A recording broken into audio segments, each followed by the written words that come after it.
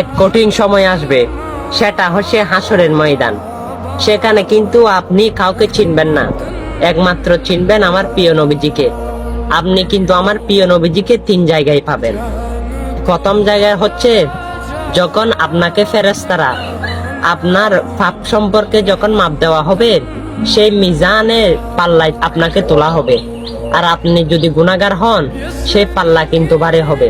আর ফেরেশতারা আপনাকে ধরে নিয়ে জাহান্নামের দিকে নিয়ে যাইতে থাকবে। তখন আমার প্রিয় নবীজি দেখবে, আপনাকে ডাক দেবে।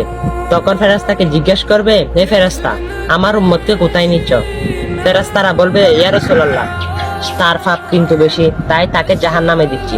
তখন আমার প্রিয় নবীজি আপনাকে আবার নিয়ে আসলো, এসে মিজানের পাল্লায় তুললো। আমার প্রিয় নবীজির আঙ্গুলটা আপনার পাল্লার মধ্যে দিল, আপনার নেকির পাল্লা ভারী হয়ে গেল। হ্যাঁ, সে মুসিবতের সময় একমাত্র আমার প্রিয় নবীজিকে পাবেন। আর সেই নবীজির হাদিসগুলো বাণীগুলো মানুষের কাছে পৌঁছাবেন, অবশ্যই সেই নবীর সুপারিশ আপনিও পাবেন। আর অবশ্যই মুসলমান হলে প্রতিদিন বাজে ভিডিও অনেক শেয়ার করেন, এটা শেয়ার করে দিবেন। আমিন।